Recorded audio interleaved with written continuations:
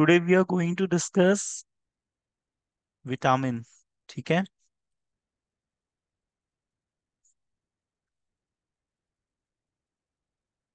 Vitamin हमारी body में major nutrition की तरह काम करता है। हमारे सर्वाइवल के लिए, ग्रोथ के लिए, डेवलपमेंट के लिए हमें न्यूट्रिशन की जरूरत पड़ती है। न्यूट्रिशन मींस हमारी बॉडी का फ्यूल।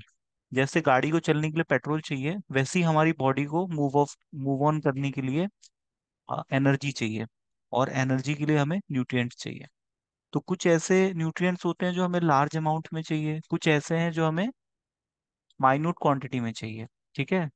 तो इसको क्लासिफाइड किया गया है मैक्रोन्यूट्रिएंट्स और माइक्रोन्यूट्रिएंट्स। माइक्रोन्यूट्रिएंट्स वो जो हमें स्मॉल क्वांटिटी में चाहिए, माइन्यूट अमाउंट में।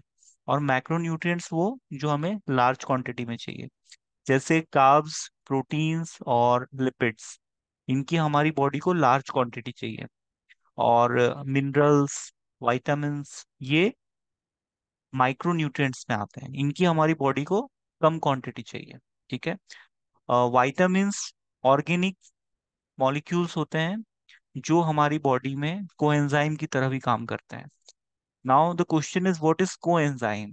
कोएंजाइम एंजाइम के फ्रेंड्स होते हैं। मतलब ये एंजाइम के साथ कॉपरेशन में काम करते हैं और एंजाइम की एक्टिविटी को इम्प्रूव करते हैं।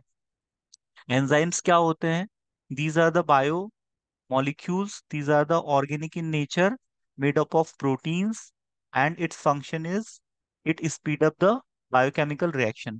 हमारी बॉडी में जो बायोकेमिकल रिएक्शंस होते हैं उसको स्पीड अप करते हैं। तो एंजाइम को जो सपोर्ट करता है उसको हम को एंजाइम्स कहते हैं। तो कुछ ऐसे विटामिन हैं जो एंजाइम को सपोर्ट करते हैं, तो उन्हीं को हम को एंजाइम्स कहते हैं। ठीक है।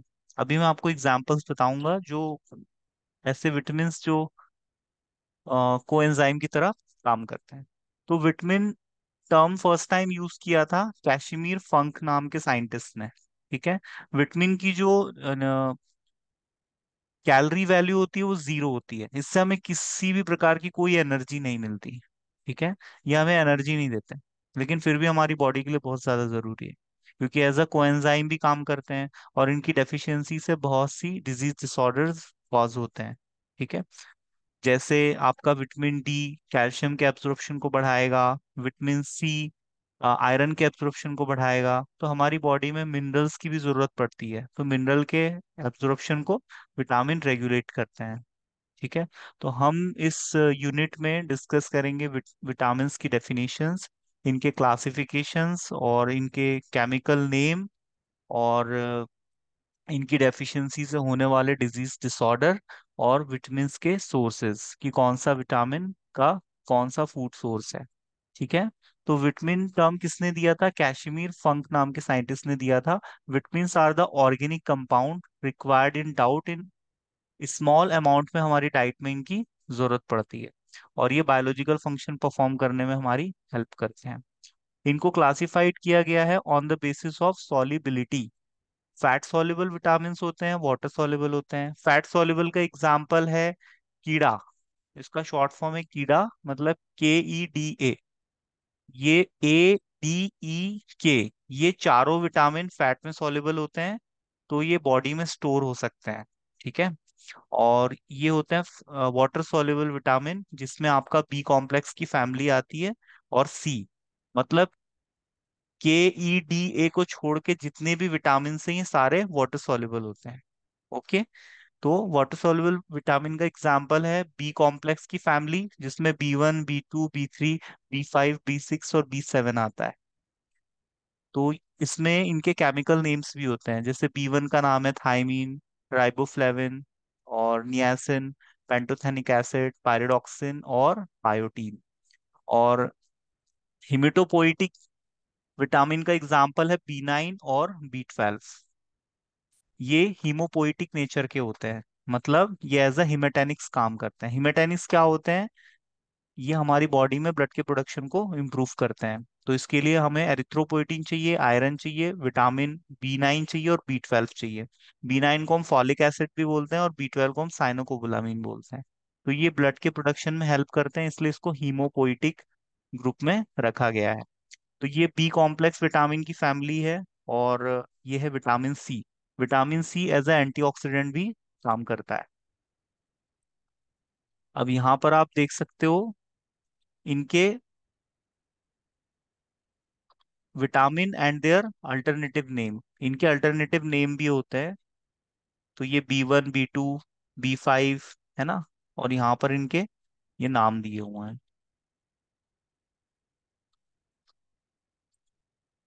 अगली स्लाइड देखते हैं।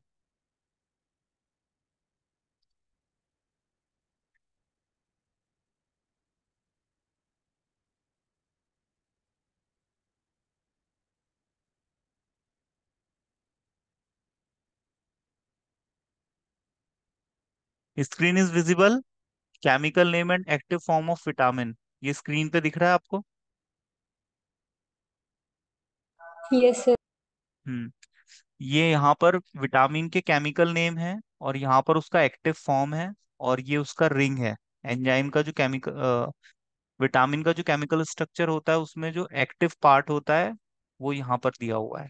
तो विटामिन ए का केमिकल नेम है रेटिनॉल, इसमें बीटा आयोनिन रिंग प्रेजेंट होता है।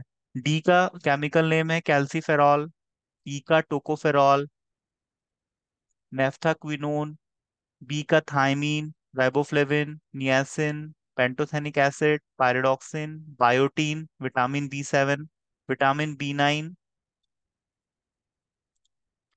Vitamin B9, folic acid, vitamin B12, cyanocobalamin, और विटामिन C एस्कॉर्बिक एसिड। और यहाँ पर इसका एक्टिव फॉर्म दिया हुआ है। विटामिन ए का एक्टिव फॉर्म होता है retinol, retinal, retinoic acid. Vitamin D का एक्टिव फॉर्म होता है फोलिक एल्सी फेरॉल। विटामिन ई का होता है अल्फा टोको फेरॉल। और विटामिन के का हमने मॉर्निंग में भी डिस्कस किया था। विटामिन के तीन टाइप के होते हैं, K1, K2 और K3। विटामिन B1 का है थायमीन पायरोफॉस्फेट। तो ये विटामिन के एक्टिव फॉर्म है जिसमें विटामिन एक्शन परफॉर्म करते हैं। यहाँ पर आप देख सकते हो विटामिन्स और उनके सोर्सेज, फंक्शन और उनकी डेफिशिएंसी से होने वाली डिजीजेस। विटामिन ए की हम बात करें तो इसका रिच सोर्स है cod liver oil, shark liver oil से हमें विटामिन ए मिलता है।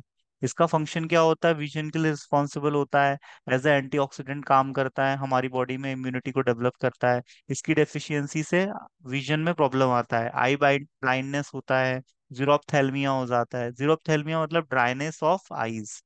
विटामिन डी का रिच सोर्स है फिश लिवर ऑयल, सनलाइट, और इसका फंक्शन है regulate the plasma level of calcium and phosphorus, and it is help in bone formation. Vitamin D की प्रेजेंस में कैल्शियम का एब्जॉर्प्शन होता है इंटेस्टाइन से। यदि विटामिन डी की डेफिशिएंसी हो जाएगी तो कैल्शियम की डेफिशिएंसी हो जाएगी। और कैल्शियम के हमारे बॉडी में बहुत से रोल होते हैं। एक्टिन मायोसिन जो मसल्स का कॉन्ट्रेक्टाइल प्रोटीन है उसको कौन एक्टिवेट करता है, कैल्शियम। और आज मॉर्निंग में मैंने पढ़ाया था आपको न्यूरोट्रांसमीटर रिलीज भी कैल्शियम की वजह से ही होता है, एज अ सेकंड मैसेंजर काम करता है। विटामिन डी की डेफिशिएंसी से छोटे बच्चों में रिकेट्स होता है और एडल्ट्स में ऑस्टियोमेलेसिया होता है। ऑस्टियोमेलेसिया में क्या होता है, बोन सॉफ्ट हो जाती हैं क्योंकि बोन से डिमिनरलाइजेशन हो जाता है कैल्शियम का। ब्लड में कैल्शियम के लेवल को कौन रेगुलेट करता है, कैल्सिटोनिन हार्मोन और PTH पैराथायरॉइड हार्मोन। ये दोनों हार्मोन होम्योस्टेसिस के थ्रू ब्लड में कैल्शियम के लेवल को मेंटेन करते हैं। और यदि ब्लड में कैल्शियम कम हो जाएगा तो वो बोन से डिमिनरलाइज होके, शक होके ब्लड में आ जाएगा, तो बोन्स हमारी सॉफ्ट हो जाएंगी। अब विटामिन ई हमें मिलता है wheat germ oil, cotton seed oil.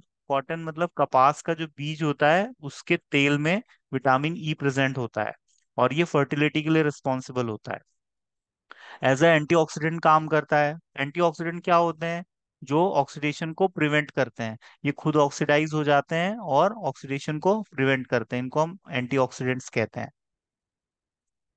इसकी डेफिशिएंसी से हीमोलाइटिक एनीमिया होता है और इनफर्टिलिटी आती है। ठीक है, क्योंकि ये स्पर्म के प्रोडक्शन को और फीमेल में ओवा के प्रोडक्शन को रेगुलेट करता है, तो ये फर्टिलिटी के लिए जिम्मेदार होता है।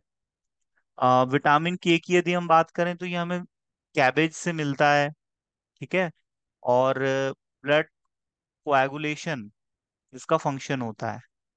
ब्लड कोएगुलेशन मतलब खून का थक्का जमना, ब्लड क्लॉटिंग। तो ब्लड क्लॉटिंग के लिए ये रिस्पॉन्सिबल होता है। जब मैंने आपको प्रोसेस ऑफ ब्लड क्लॉटिंग पढ़ाया था एनाटॉमी फिजियोलॉजी में, तब आपको विटामिन के और कैल्शियम के रोल के बारे में बताया था। ठीक है। विटामिन के की जरूरत पड़ती है ब्लड कोएगुलेशन के लिए, और कैल्शियम की भी जरूरत पड़ती है। कैल्शियम फोर्थ फैक्टर होता है। जो 13 फैक्टर होते हैं ना कोएगुलेशन प्रोसेस के, उसमें जो फोर्थ फैक्टर होता है वो कैल्शियम होता है। और इसकी यदि बॉडी में डेफिशिएंसी हो जाए तो हेमरेजिक डिजीज हो जाती है और हीमोफीलिया हो जाता है। हीमोफीलिया क्या होता है? Any one of you?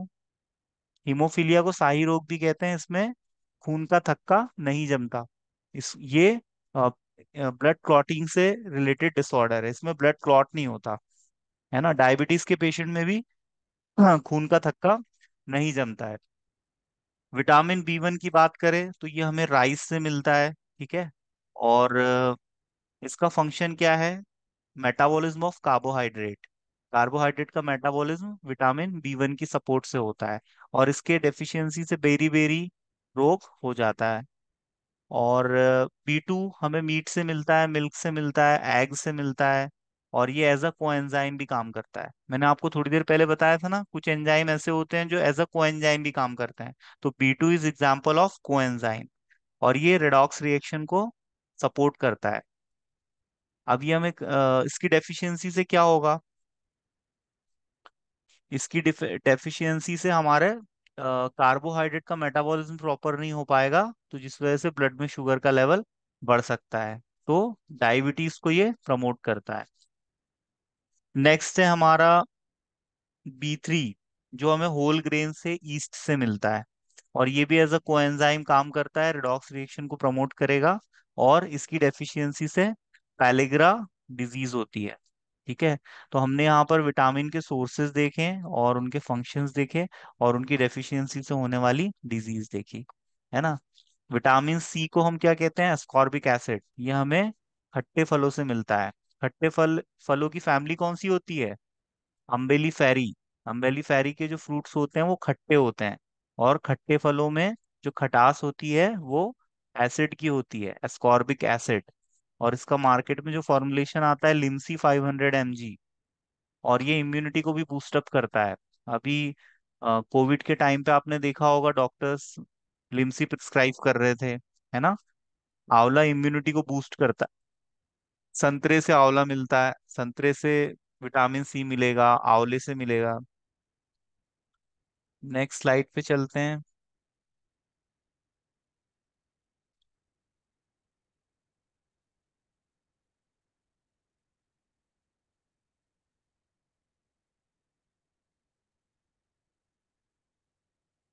Screen is visible. Yes sir. हम हमें विटामिन बी 5 मिलेगा एग से, मीट से और ईस्ट से। ये भी कोएंजाइम की तरह काम करता है। जो सिट्रिक एसिड का मेटाबॉलिज्म होता है उसमें पार्टिसिपेट करता है, और कोलेस्ट्रॉल की सिंथेसिस में और कीटोन बॉडी के फॉर्मेशन में। और इसकी यदि डेफिशिएंसी हो जाए तो फीट में बर्निंग सेंसेशन आते हैं, ऐसा चींटी चलने जैसा एहसास आता है पेशेंट को। तो वो विटामिन बी 5 की कमी से आता है। विटामिन बी 6 हमें एनिमल एग। आपने एक चीज नोटिस की होगी, हमें विटामिन बी एनिमल सोर्स से ज्यादा मिल रहा है ना, जैसे एग्स हुआ, मीट हुआ। ठीक है। तो एनिमल सोर्स से हमें विटामिन मिलता है। विटामिन बी 7 ये टमाटो से मिलेगा, एग से मिलेगा, मिल्क से मिलेगा। और ये भी कोएंजाइम की तरह काम करता है। एलोपेसिया हो जाता है, डर्मेटाइटिस हो जाता है इसकी डेफिशिएंसी से। एलोपेसिया क्या होता है, कोई बताएगा? What is alopecia? एलोपेसिया गंजेपन की समस्या, हेयर फॉल को एलोपेसिया बोलते हैं। और डर्मेटाइटिस क्या होता है? ये टॉपिकल इन्फेक्शन होता है, स्किन पे जो इन्फेक्शन होता है। डर्मेटाइटिस, डर्मा मतलब स्किन, तो स्किन के इन्फेक्शन को डर्मेटाइटिस बोलते हैं। तो वो इस विटामिन की कमी से हो सकता है। फिर नेक्स्ट है विटामिन बी 9। है ना, ये हमें ग्रीन लीफ से मिलता है, ग्रेन से मिलता है, ये भी कोएंजाइम की तरह काम करता है। और इसकी डेफिशिएंसी से हमें मेगलोब्लास्टिक एनीमिया हो जाता है। और विटामिन बी 12 को हम साइनोकोबालामिन भी कहते हैं। और इसकी डेफिशिएंसी से परनीशियस एनीमिया हो जाता है। ये एनीमिया का टाइप होता है। ठीक है। ब्लड के प्रोडक्शन के लिए विटामिन B9 भी चाहिए, B12 भी चाहिए। यदि B9 की कमी होगी तो मैक्रोलाइटिक एनीमिया होगा, मेगलोब्लास्टिक एनीमिया भी कहते हैं। और यदि B12 की डेफिशिएंसी होगी तो परनीशियस एनीमिया हो जाएगा। एनीमिया मतलब हीमोग्लोबिन का लेवल ब्लड में कम हो जाना। विटामिन सी हमें सिट्रस फ्रूट फ्रूट से मिलता है ना, खट्टे फलों से। ठीक है, और इसकी कमी से स्कर्वी डिजीज होती है। ठीक है, और विटामिन सी हमारी इम्यूनिटी को भी बूस्ट करता है। नेक्स्ट स्लाइड की तरफ चलते हैं।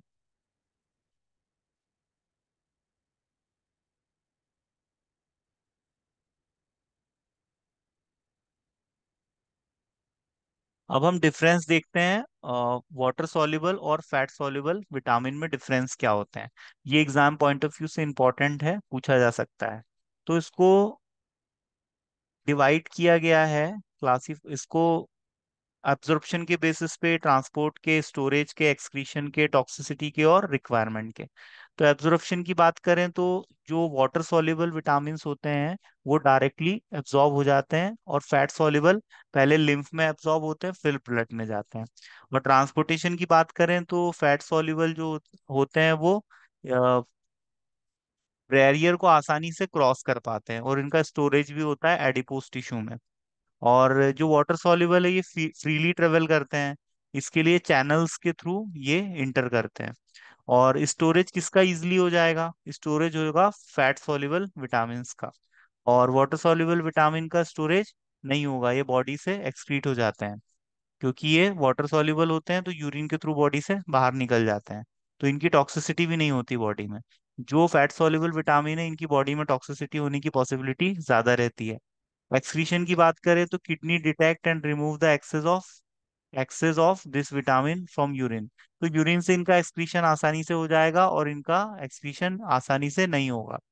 और टॉक्सिसिटी की बात करें तो ये टॉक्सिसिटी कॉज करेंगे फैट सॉल्युबल, वाटर सॉल्युबल नहीं करेंगे। रिक्वायरमेंट की बात करें तो इनको हमें फ्रिक्वेंटली लेना पड़ेगा।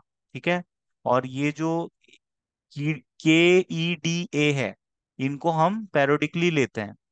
ठीक है, मतलब जैसे आज मैंने ये विटामिन लिए हैं तो ये बॉडी में स्टोर होके लंबे समय तक रहेंगे, तो इनको हमें फ्रिक्वेंटली नहीं लेना पड़ता। ठीक है, तो ये टॉक्सिसिटी कॉज करेंगे क्योंकि इनका स्टोरेज होता है। स्टोरेज इसलिए पॉसिबल है क्योंकि ये फैट सॉल्युबल होते हैं, है ना। लिपिड में सॉल्युबल होंगे, हाँ, मतलब लिपिड लिपिड के साथ कंजुगेट बना क्योंकि लेंगे। हाँ। स्लाइड शो नहीं हुई सर। क्या यही क्या बोल रहे क्या थे शो आप? हो रहा है अभी आपको स्क्रीन पे, क्या दिख रहा फिर अब शो हो रहा है, है? डिफरेंसेस आ रहे हैं। ठीक है, तो ये फैट सॉल्युबल और वाटर सॉल्युबल विटामिन में डिफरेंसेस हैं। ठीक है, ये स्लाइड देख लो, इसका स्नैपशॉट आप ले सकते हो। Fat soluble vitamin, water soluble vitamin में डिफरेंस है ये।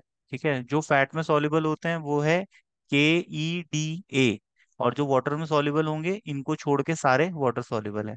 अब इसमें डिफरेंस क्या होता है, ये इजिली एब्जॉर्ब हो जाएंगे। ठीक है, और ये पहले लिम्फ में एब्जॉर्ब होंगे उसके बाद ब्लड में जाएंगे। ये फ्रीली ट्रेवल करेंगे, और इनको प्रोटीन कैरियर की जरूरत पड़ेगी, और ये मेम्ब्रेन को क्रॉस कर पाएंगे आसानी से।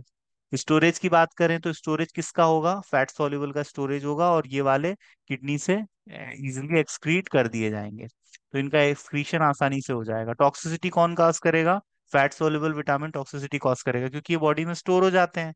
इनको किडनी एक्सक्रीट नहीं कर पाती क्योंकि ये वाटर में इंसॉल्युबल होते हैं, है ना। तो इनका स्टोरेज बॉडी में होता है, कहाँ पर होता है, एडिपोज टिश्यू में। एडिपोज टिश्यू मतलब चर्बी। ठीक है, हर इंसान में थोड़ी मोड़ी चर्बी तो होती है, तो चर्बी में ही इनका स्टोरेज हो जाता है। और रिक्वायरमेंट की यदि बात करें तो ये हमें फ्रिक्वेंटली लेने पड़ते हैं क्योंकि ये एक्सक्रीट हो जाते हैं बॉडी से, और ये हमें पैरोडिकली हम लेते हैं। जैसे अभी लिए 1 हफ्ते तो फिर हम गैप देके ही इनको लेंगे। इनको यदि हम लगातार खाएंगे तो ये हमारी बॉडी से एक्सक्रीट तो होते नहीं है, तो इनका एक्यूमुलेशन होगा, डिपोजिशन होगा, तो जिस वजह से टॉक्सिसिटी कॉज कर सकते हैं। तो ये वाटर सॉल्युबल और फैट सॉल्युबल विटामिन में डिफरेंस है।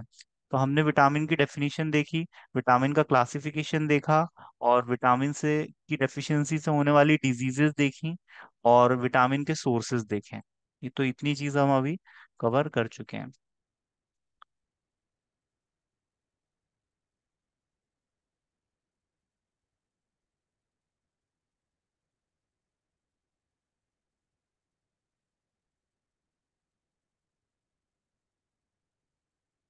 चलो आज के लिए इतना काफी है। आज के इस लेक्चर में किसी को कोई डाउट हो तो पूछ सकता है।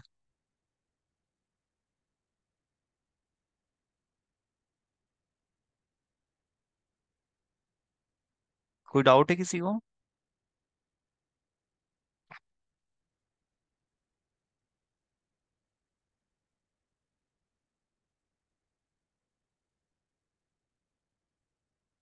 कोई डाउट है बेटा? वो सब। मॉर्निंग में भी पढ़ाया था तो थोड़ा रिवाइज हो गया, यहाँ पर हमारा विटामिन कंप्लीट हो गया है। ठीक है। और आप लोग इसके नोट्स बना लीजिएगा और इसको तैयार कर लीजिएगा। कुछ स्टूडेंट मॉर्निंग की क्लास में नहीं थे तो उनका रिवीज उनको समझ में आ गया होगा। नीलेश आप थे क्लास में?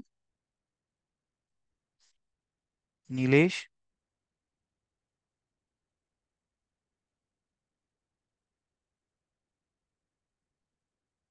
चलिए, गुड नाइट।